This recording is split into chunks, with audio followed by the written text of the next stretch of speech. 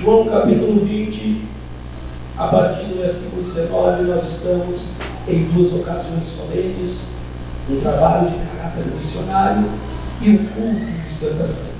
E esse texto se encaixa para ambas oportunidades e nós vamos meditar nele. João 20, 19 diz: chegada, pois, a tarde daquele dia, o primeiro da semana, e cerradas as portas, onde os discípulos, com medo dos judeus, se tinham ajudado, chegou Jesus e pôs-se no meio deles e disse-lhes: paz seja convosco. E dizendo isto, mostrou-lhes as suas mãos e o lado, de sorte que os discípulos se alegraram, vendo que era o Senhor. Disse-lhes, pois, Jesus outra vez: paz seja convosco. Preste atenção nessa última declaração. Assim como o Pai me enviou, eu também vos envio a vós. Glória a Deus. Estamos aqui para celebrar ao Senhor por seu sacrifício, sofrimento, morte e inigualável ressurreição. Junto a isso, pensarmos na maior missão da igreja com relação ao mundo enquanto ela estiver sobre a face da terra. A obra missionária precisa tomar conta do coração de cada crente, visto que nós também somos frutos de missões. No entanto, para que a obra missionária seja feita a contento, com o dinamismo bíblico necessário, se faz também necessário que as definições reais do que é a obra missionária sejam conhecidas da igreja. Eu costumo dizer que no afã de sensibilizarmos aqueles que participam de cultos missionários, no afã de que pessoas sejam tocadas e conscientizadas das necessidades da obra de Deus, geralmente formulamos um cartaz ou um vídeo, ou adornamos a igreja com bandeiras, a fim de que a igreja tenha ciência dessas necessidades e observe o quanto a obra missionária precisa ser atendida com urgência. No entanto, ao olhar para a Bíblia e procurar as definições de missões, você entenderá ainda melhor a proposta e buscará se envolver com ela. Nós estamos no chamado pós-ressurreição. Os discípulos não haviam acreditado na palavra do próprio Cristo. Estavam duvidosos, temerosos, trancados, como diz o texto, com medo dos judeus, e agora, quem sabe, formulando uma espécie de resposta para dar àqueles que o indagassem acerca do Mestre, pois os discípulos estavam incrédulos.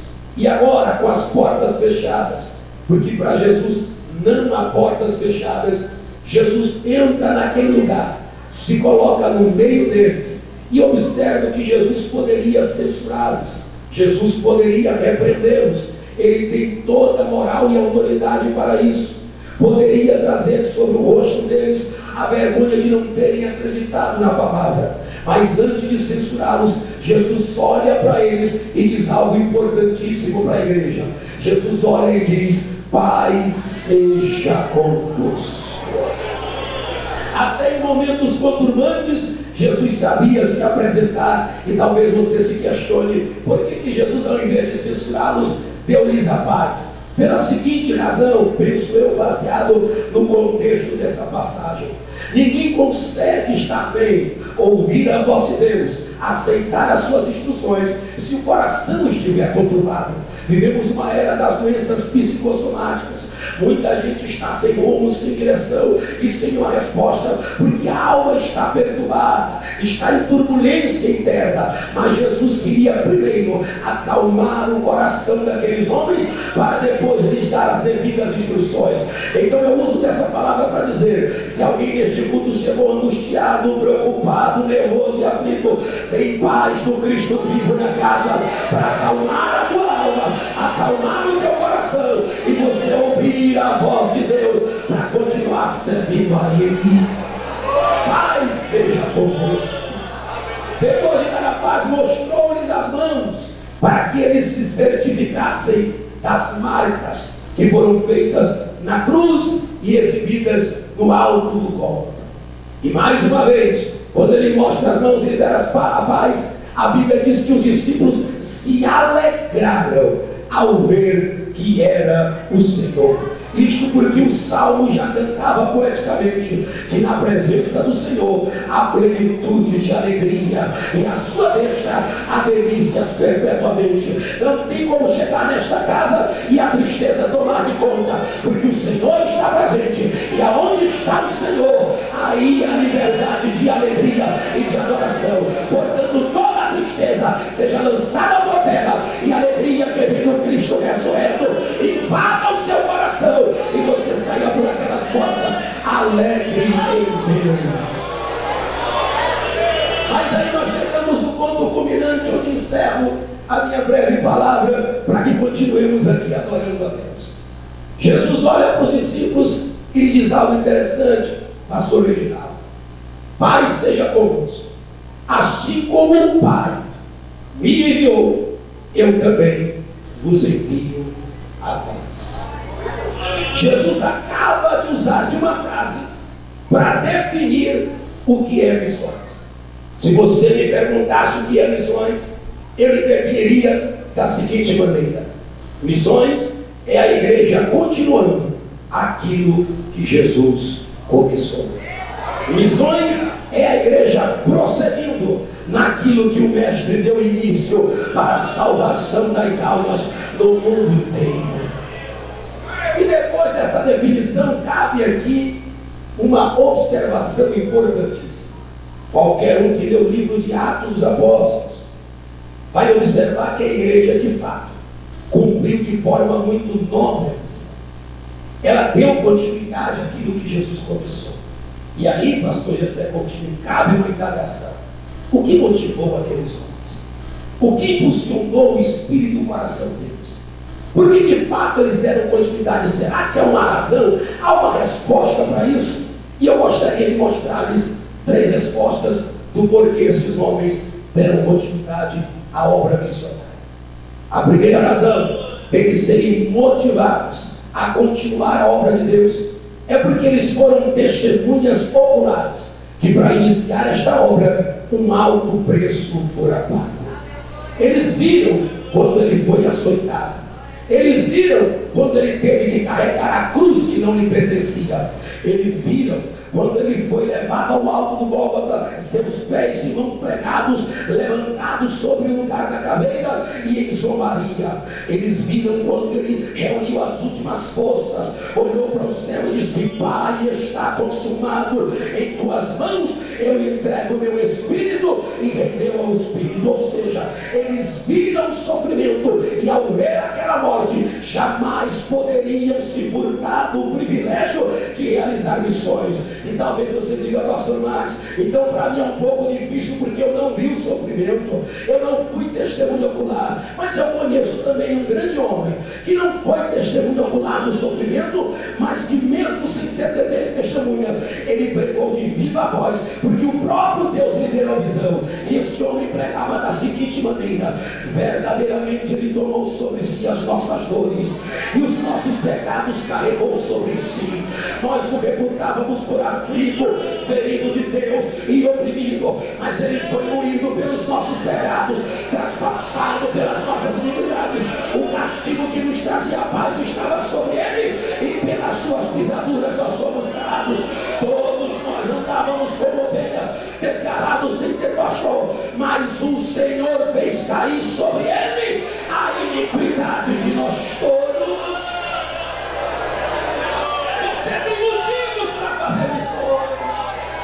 Você tem motivo para pregar o Evangelho. Jesus morreu por ti, Jesus morreu por mim, Jesus morreu por nós. Quantos aqui ainda podem adorar pelo seu sofrimento e morte? Seu sofrimento e morte. Tem alguém dizendo por aí, pastor Joel, que a mensagem da cruz não mexe mais com ninguém?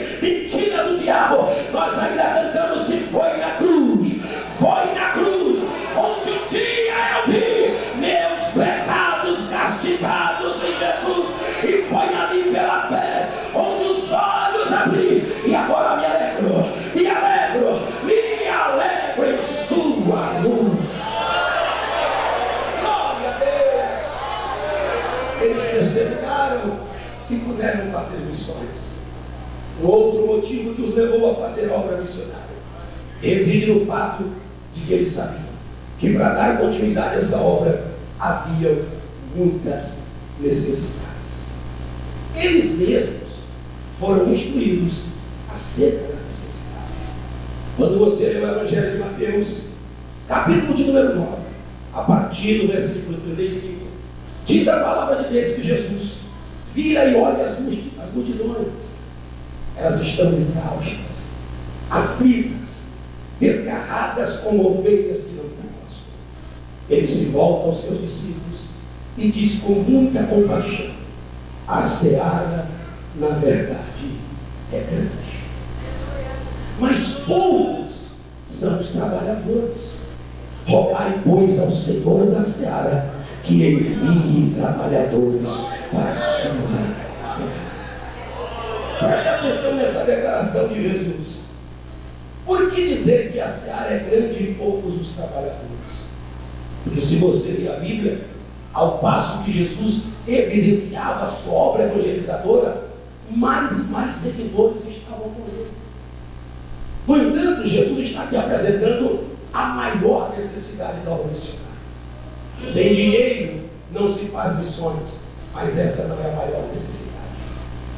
Sem nós divulgarmos e conscientizarmos sobre a obra missionária, não se faz missões, mas essa não é a maior necessidade. A maior necessidade da obra missionária chama-se ferramenta humana à disposição de Deus. Seres humanos que ainda se disponham a realizar a obra. Alguém que ainda diga: eis-me aqui, envia-me a mim. Vivemos uma geração preocupada com o tempo presente, em ganhar, em adquirir, em se formar, e nada contra isso, mas estão tão ávidos que abandonaram o desejo de realizar a obra de Deus. Mas eu quero crer que na cidade de São Luís, daí a 10 igreja centenária, ainda tem corações que ardem pela chama evangelística para fazer a obra de Deus. E se esses corações estão aqui, esta é uma noite propícia para Deus confirmar a tua chamada, incendiar a tua alma e levantar você para a obra. Me chama a atenção o fato de que Jesus diz para ele: celebrando com os trabalhadores, rogai, pois, ao Senhor da seara. Jesus está pedindo oração. E a oração é o seguinte: orem para Deus enviar trabalhadores. Orem para Deus levantar pessoas. Meus irmãos, essa oração nunca foi tão necessária em nossos dias. Porque a maioria das pessoas que está tentando se envolver no reino de Deus hoje é por causas midiáticas, porque as coisas financeiras viram na igreja uma fonte de renda e de lucro. Se você chega em alguns lugares do estado de São Paulo, Brasília, em cada esquina, numa garagem, tem uma portinha aberta com o nome de igreja, mas com interesses materiais. As pessoas hoje já não têm mais valor, vale o que elas têm, o que elas podem proporcionar. E Jesus está dizendo: a necessidade é tão grande que vocês precisam orar por trabalhadores de verdade, por trabalhadores ousados, por trabalhadores que possam fazer a obra de Deus. E aqui vai um conselho simples, com muito temor, muito temor. Se alguém está na sua congregação despontando, começou a pregar, está alegre fazendo a obra, pelo amor de Deus, não apague a chama. Pelo amor de Deus, não diga para ele que ele está querendo se aparecer. Se tiver cometendo algum erro, o chame e o instrua, mas não critique o seu trabalho. Por quê? Porque é melhor ter 10 para fazer do que 30 para criticar a obra de Deus. É melhor ter alguém para fazer a obra de Deus. Eu tenho utilizado os últimos tempos da minha vida para motivar novos e pequenos ministérios, porque nunca me considerei, jamais vou me considerar o único, ou o pregador melhor, ou o pastor melhor. Isso não existe. Um dia os discípulos chegaram e disseram: Jesus, tinha gente ali pregando, e porque não era conosco nós proibimos. Jesus disse: não proibais, deixa pregar, porque quem não é contra nós é por nós, é por nós, é por nós que está fazendo a obra. Portanto, você que começou a se envolver com a obra de Deus,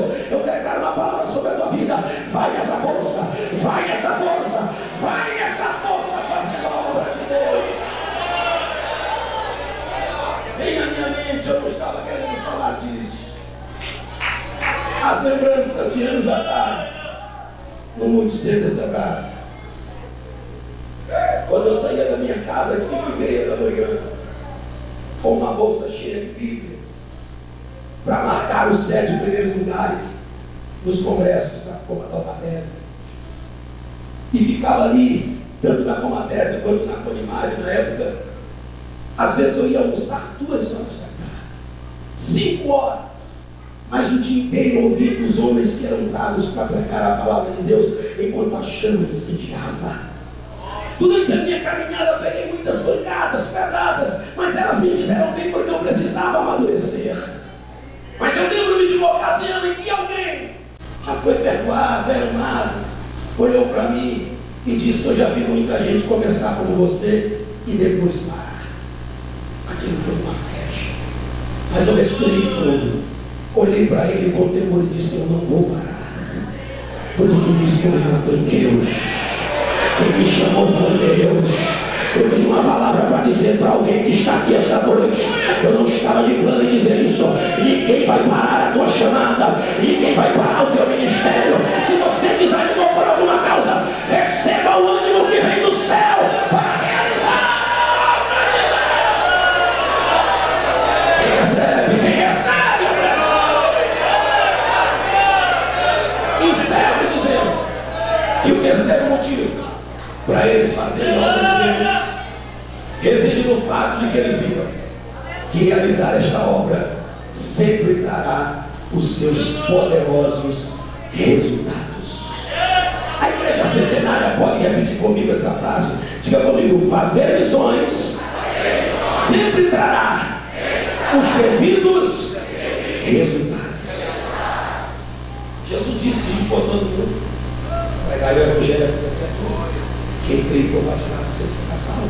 Quem não crê já está condenado. E estes sinais seguirão os que creem.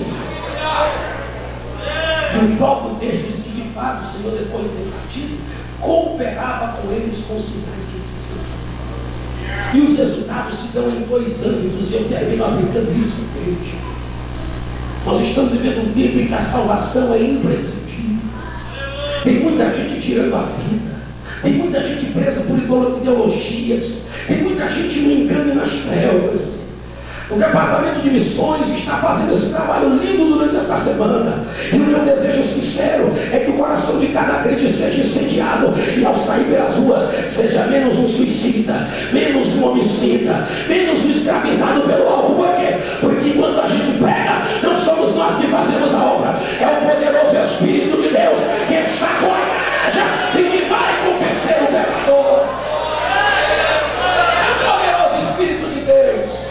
Então, se você acredita em palavra profética procedente da própria palavra, que nesses dias a igreja já tem resultado, almas se convertam, vidas sejam libertas, demônios caiam por terra e a cura aconteça para a glória de Deus.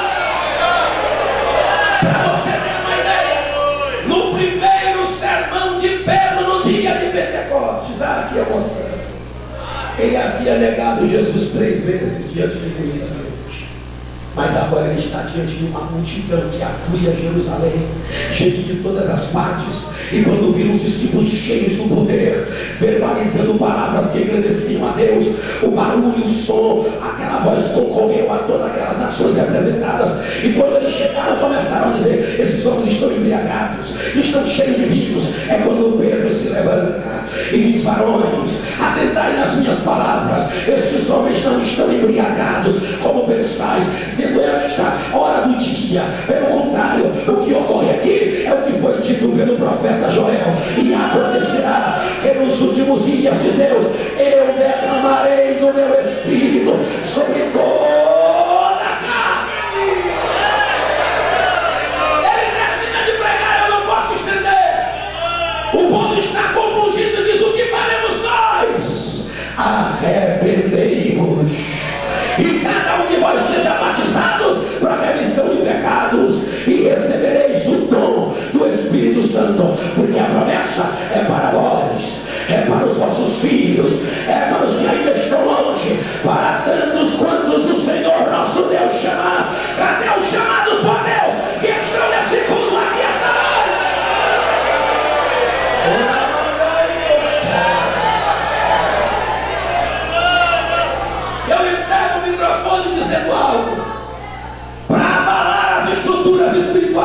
cidade. Essa igreja é ainda uma igreja que desfruta dos dons espirituais. Se você está doente, seja curado agora em nome de Jesus. Se você não é batizado, receba o dom